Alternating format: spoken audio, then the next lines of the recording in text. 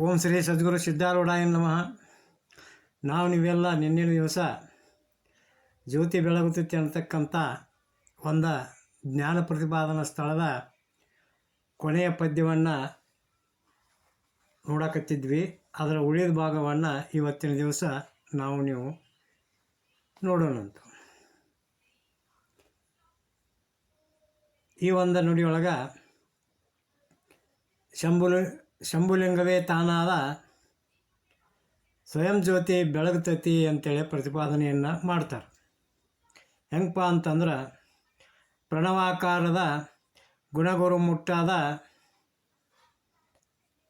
ಗಣನೆ ಗತಿತಾರ್ಥವನೇ ತೋರುವ ಅಣುಮಾತ್ರ ಚಲನೆಯಿಲ್ಲದ ಮೋಕ್ಷ ಚಿಂತಾಮಣಿ ಎನಿಸುವ ಶಂಭುಲಿಂಗವೇ ತಾನಾದ ಅಂತೇಳಿ ಹೇಳ್ತಾರೆ.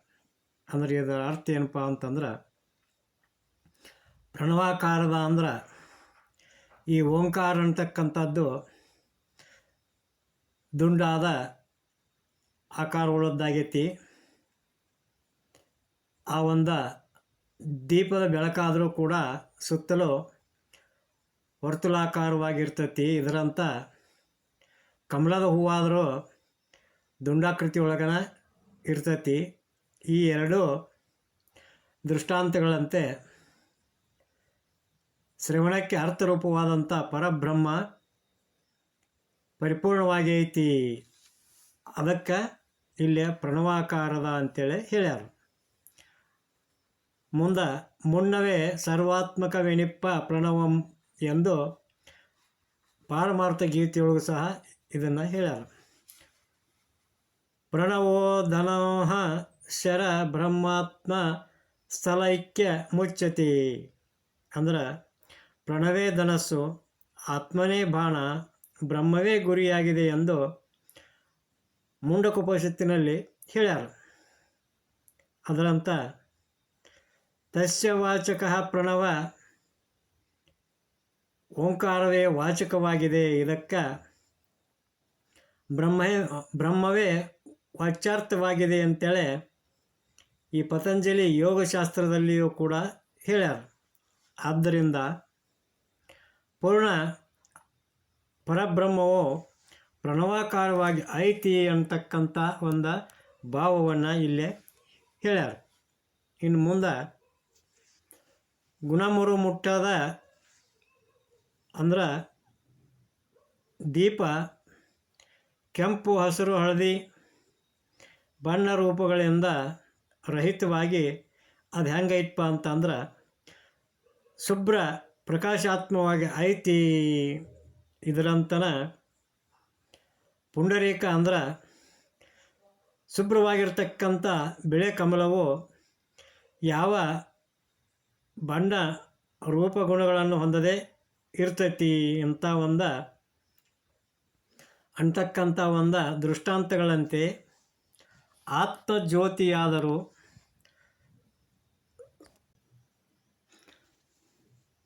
ಸತ್ವ, ರಾಜಸ, ತಮಗಳಂತಕ್ಕಂಥ ಈ ಮೂರು ಗುಣಗಳನ್ನು ಮುಟ್ಟದೇ ಇರ್ತೈತಿ. ಆದ್ದರಿಂದ ಇದು ನಿರ್ಗುಣವಾಗೈತಿ ಅಂತಕ್ಕಂಥ ಒಂದು ಭಾವವನ್ನು ಇಲ್ಲೇ ಹೇಳಕತ್ತಾರೆ.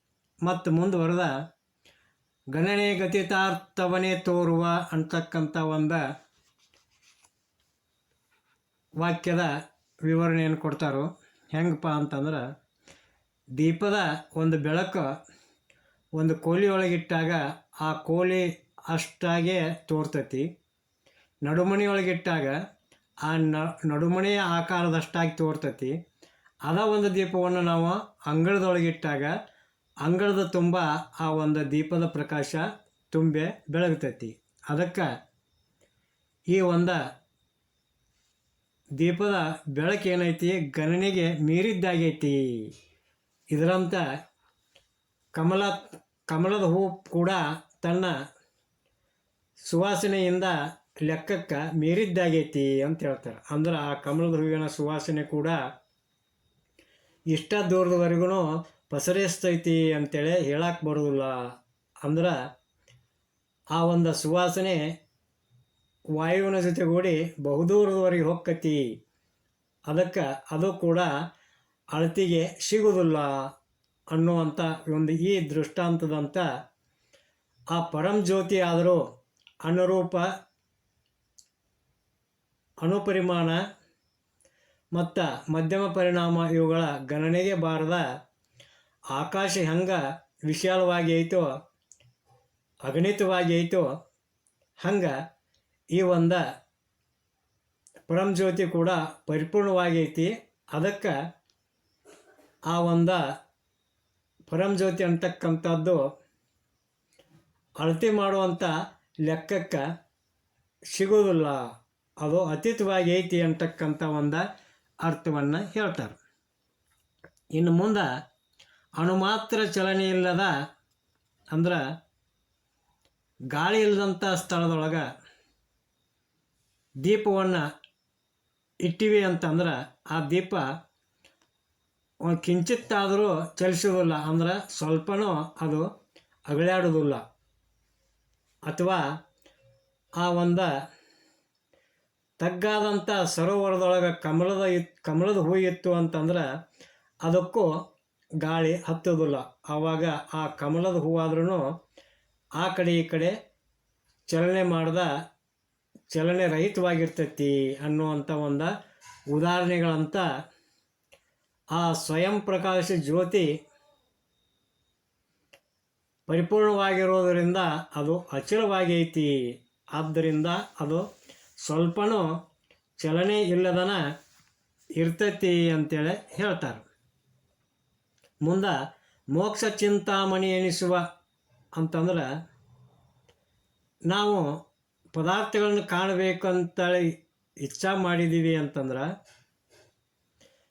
ಆ ದೀಪವು ಕತ್ತಲೆಯನ್ನು ದೂರ ಮಾಡಿ ಆ ಪದಾರ್ಥಗಳನ್ನು ತೋರಿಸುವಲ್ಲಿ ಏನಾಗೈತಿ, ಚಿಂತಾಮಣಿ ಪ್ರಾಯವಾಗೈತಿ ಅಂತ ಹೇಳ್ತಾರೆ. ಅಂದ್ರೆ ಕತ್ತಲೆಯೊಳಗೆ ನಾವು ಯಾವುದಾದ್ರೂ ಒಂದು ವಸ್ತುವನ್ನು ನೋಡಬೇಕು ಅಂತೇಳಿ ಇಚ್ಛಾಪಟ್ಟಿವಿ ಅಂತಂದ್ರೆ ಆ ದೀಪದ ಒಂದು ಬೆಳಕನ್ನು ನಾವು ಕೈಯಲ್ಲಿ ತೊಗೊಂಡು ಹೋದಾಗ ಆ ಕತ್ತಲೆ ಅಂತಕ್ಕಂಥದ್ದು ಓಡಿ ಹೋಕ್ಕತಿ. ಆವಾಗ ಅಲ್ಲಿರ್ತಕ್ಕಂಥ ಒಂದು ಪದಾರ್ಥಗಳನ್ನು, ವಸ್ತುಗಳನ್ನು ನಮಗೆ ಆ ಒಂದು ದೀಪ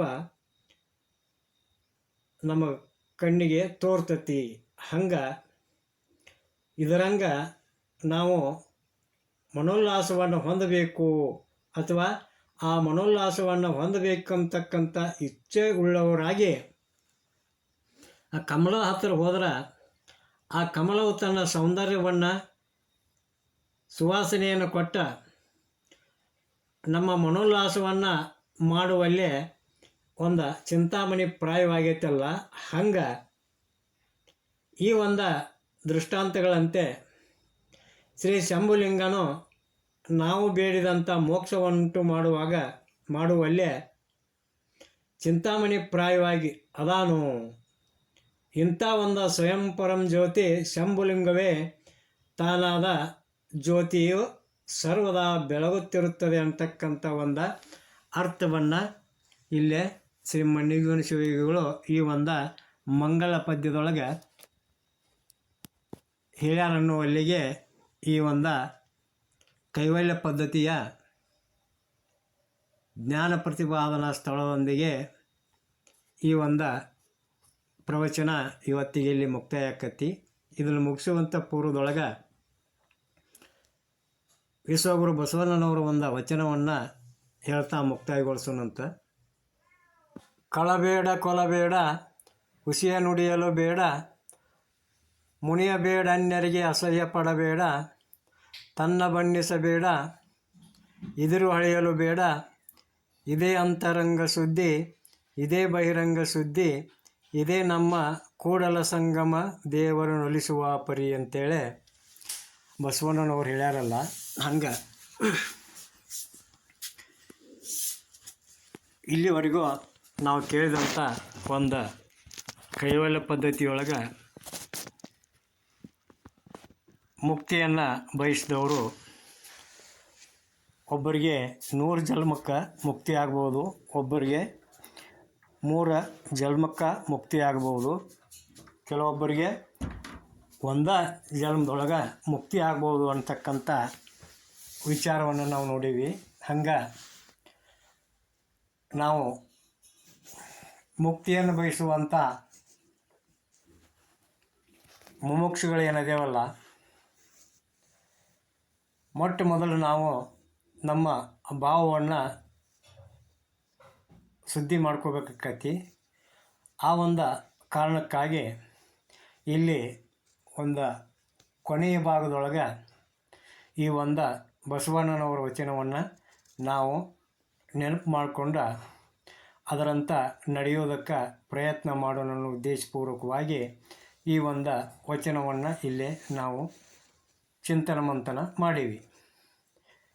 ಹೆಂಗಪ್ಪ ಅಂತಂದ್ರೆ, ಕಳಬೇಡ ಅಂತಂದ್ರೆ ಇಲ್ಲೇ ನಾವು ಇನ್ನೊಬ್ಬರ ವಸ್ತುಗಳನ್ನು ಕಳ್ತನ ಮಾಡೋದು ಅಷ್ಟೇ ಅಲ್ಲ, ಇನ್ನೊಬ್ಬರ ವಸ್ತುವಿನ ಮೇಲೆ ನಾವು ಆಸೆ ಪಟ್ಟದ್ದಾದರೂ ಕೂಡ ಅದು ಕಳ್ತನ ಅಂತ ಅನಿಸ್ಕೊತತಿ. ಅದಕ್ಕೆ ನಮ್ಮದಲ್ಲದ ವಸ್ತುವಿನ ಮೇಲೆ ಆಸೆ ಸಹಿತ ಮಾಡೋದು ಬೇಡ ಅಂತಕ್ಕಂಥ ಒಂದು ನೀತಿಯನ್ನು ನಾವು ತಿಳ್ಕೋಬೇಕು. ಇನ್ನು ಕೊಲ್ಲಬೇಡ ಅಂತಂದ್ರೆ ಯಾವುದೇ ಜೀವರಾಶಿಗೂ ಹಿಂಸೆಯನ್ನು ಮಾಡಬೇಡ.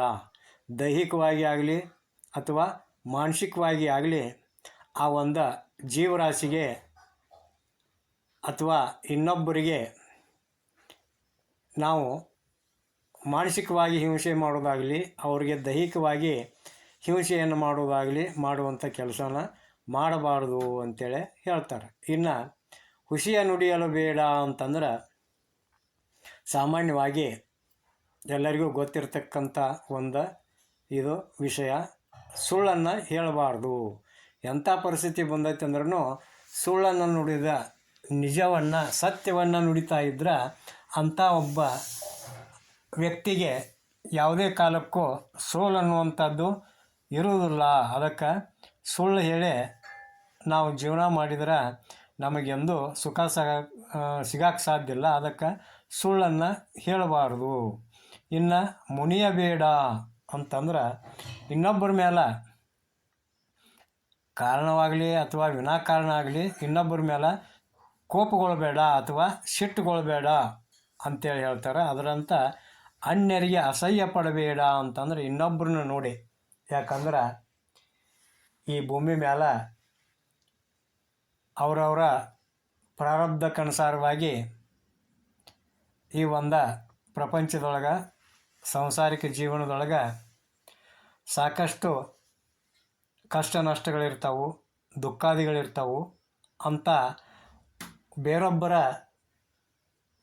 ದುಃಖಗಳನ್ನು, ಬೇರೊಬ್ಬರ ಒಂದು ಕಷ್ಟದ ಪರಿಸ್ಥಿತಿಗಳನ್ನು ನೋಡಿ ಅಥವಾ ಅವರ ದೇಹದ ಆಕಾರಗಳನ್ನು ನೋಡಿ, ಯಾಕಂದ್ರೆ ಆ ಸದ್ಗುರುನಾಥ ನಮಗೆ ಇಲ್ಲಿವರೆಗೂ ಉಪದೇಶ ಮಾಡಿದ್ದನ್ನು ಕೇಳೇವಿ. ಆದ್ರೆ ಆ ಉಪದೇಶವನ್ನು ನಾವು ಶ್ರವಣ ಮನನ ನಿಧಿಧ್ಯಾಸನದಿಂದ ಅವುಗಳ ಪರಿಪಾಲನೆಯೊಳಗೆ ಇದ್ಕೊಂಡು ಬೇರೊಬ್ಬರಿಗೆ, ಯಾಕಂದ್ರೆ ಈ ಭೂಮಿ ಮ್ಯಾಗ ಕುರುಡರು ಕುಂಟರು ಇರ್ತಾರೋ, ಅಲ್ಲದೆ ಇನ್ನೂ ಅನೇಕ ಥರದಂಥ ಅಂಗಹೀನತೆ ಉಳ್ಳಂಥವ್ರು ಇರ್ತಾರೋ, ಅಥವಾ ಅಂಧಗೇಡಿಗಳಿರ್ತಾರೋ, ಕುರುಪಿಗಳು ಇರ್ತಾರೋ. ಅಂಥವ್ರನ್ನ ನೋಡಿ ಅಸಹ್ಯ ಪಟ್ಕೋಬೇಡ ಅಂಥೇಳಿ ಹೇಳ್ತಾರೆ. ಮುಂದೆ ತನ್ನ ಬಣ್ಣಿಸಬೇಡ ಅಂದ್ರೆ ತನ್ನ ಬಗ್ಗೆ ನಾವು ನಮ್ಮ ಜೀವನದೊಳಗೆ ಏನಾದರೂ ಸಾಧನೆ ಮಾಡಿದ್ದೀವಿ ಅಂತಂದ್ರೆ, ನಾ ಇಂಥ ಒಂದು ಸಾಧನೆ ಮಾಡೀನಿ, ನನ್ನಂಗೆ ಯಾರು ಸಾಧನೆ ಮಾಡಿಲ್ಲ ಅಂತಕ್ಕಂಥ ಒಂದು ಹಮ್ಮು ಬೆಮ್ಮು ಇರಬಾರ್ದು ಅಂತ ಹೇಳ್ತಾರೆ. ಅದರಂಥ ಇದರೂ ಅಳಿಯಲು ಬೇಡ ಅಂದ್ರೆ ಯಾರೋ ಒಬ್ಬ ವ್ಯಕ್ತಿ ನಮ್ಮ ಎದುರಿಗೆ ಅದಾನು ಅಂತಂದ್ರೆ ಅಥವಾ 4 ಜನರೊಳಗೆ ಅದಾನು ಅಂತಂದ್ರೆ ಅಂಥ ವ್ಯಕ್ತಿ ಬಗ್ಗೆ ಅಸಹ್ಯಕರವಾದಂಥ ಮಾತುಗಳನ್ನು ಆಡಬಾರ್ದು. ನೀ ಅಂಥವ, ನೀ ಇಂಥವ, ನೀ ಅಂಥ ಕೆಲಸ ಮಾಡಿದಿ, ಇಂಥ ಕೆಲಸ ಮಾಡಿದಿ ಅಂತೇಳಿ ಆ ಒಬ್ಬ ವ್ಯಕ್ತಿಯನ್ನು ನೀನು ಅಳಿಬೇಡ ಅಂತೇಳಿ ಹೇಳ್ತಾರೆ. ಹಿಂಗೆ ಈ ಒಂದು 6 ನುಡಿಮುತ್ತುಗಳನ್ನು ನಾವು ನಮ್ಮ ಜೀವನದೊಳಗೆ ಅಕ್ಷರಶಃ ಅಳವಡಿಸ್ಕೊಂಡಿದ್ದ ಆದ್ರೆ ಆ ಬಸವಣ್ಣನವ್ರು ಹೇಳ್ತಾರೋ, ಇದೇ ಅಂತರಂಗ ಸುದ್ದಿ, ಇದೇ ಬಹಿರಂಗ ಸುದ್ದಿ, ಇದೇ ನಮ್ಮ ಕೂಡಲ ಸಂಗಮ ದೇವರು ನಡೆಸುವ ಪರಿ ಅಂತ ಹೇಳ್ತಾರೆ. ಹಿಂಗೆ ನಾವು ನಮ್ಮ ಭಾವವನ್ನು ಪರಿಶುದ್ಧಗೊಳಿಸಿದ್ವಿ ಅಂತಂದ್ರೆ ಇದು ಅಂತರಂಗ ಸುದ್ದಿನೂ ಆಕತಿ. ನಮ್ಮ ಅಂತರಂಗ ಸುದ್ದಿ ಯಾವಾಗ ಆಕತಿ ಅದೇ ಬಹಿರಂಗದೊಳಗೆ ನಮ್ಮ ನಡೆನುಡಿ ಒಳಗೆ ಬಂದ ಕೂಡ್ತೈತಿ. ಹಿಂಗೆ ನಾವು ನಮ್ಮ ಒಂದು ಭಾವವನ್ನು ಶುದ್ಧೀಕರಿಸಿಕೊಂಡಾಗ ಮಾತ್ರ ಮುಂದೆ ನಾವು ಜ್ಞಾನ ಸಂಪಾದನೆ ಮಾಡಿಕೊಳ್ಳಿಕ್ಕೆ ಅಧಿಕಾರವನ್ನು ಪಡ್ಕೊಂಡಂಗೆ ಆಕ್ಕತಿ. ಆ ಸದ್ಗುರುವು ನಮ್ಮ ಮೇಲೆ ಕೃಪಾ ತೋರಬೇಕಾದ್ರೆ ನಾವು ಇವೆಲ್ಲ ವಿಷಯಗಳನ್ನು ಅನುಸಂಧಾನ ಮಾಡಿ ನಮ್ಮ ನಡೆನುಡಿಯೊಳಗೆ ಅಕ್ಷರಶಃ ನಾವು ತಂದುಕೊಂಡದ್ದಾದ್ರೆ ನಮಗೆ ಆ ಸದ್ಗುರುವು ಮುಂದಿನ ಒಂದು ಮುಮುಕ್ಷತ್ವದ ಮಾರ್ಗವನ್ನು, ಮೋಕ್ಷದ ಮಾರ್ಗವನ್ನು ತೋರಿಸ್ತಾನು ಅಂತೇಳಿ ಹೇಳ್ತಾ ಈ ಒಂದು ಕೈವಲ್ಯ ಪದ್ಧತಿಯ ಒಂದು ಪ್ರವಚನಕ್ಕೆ ಇವತ್ತಿನ ದಿವಸ ಮಂಗಲವನ್ನು ಪಾಡೋಣಂತ. ಹಂಗೆ ಸಹೃದಯಿಗಳು ಇಲ್ಲಿವರೆಗೂ ನಾನು ಮಾಡಿದಂಥ ಒಂದು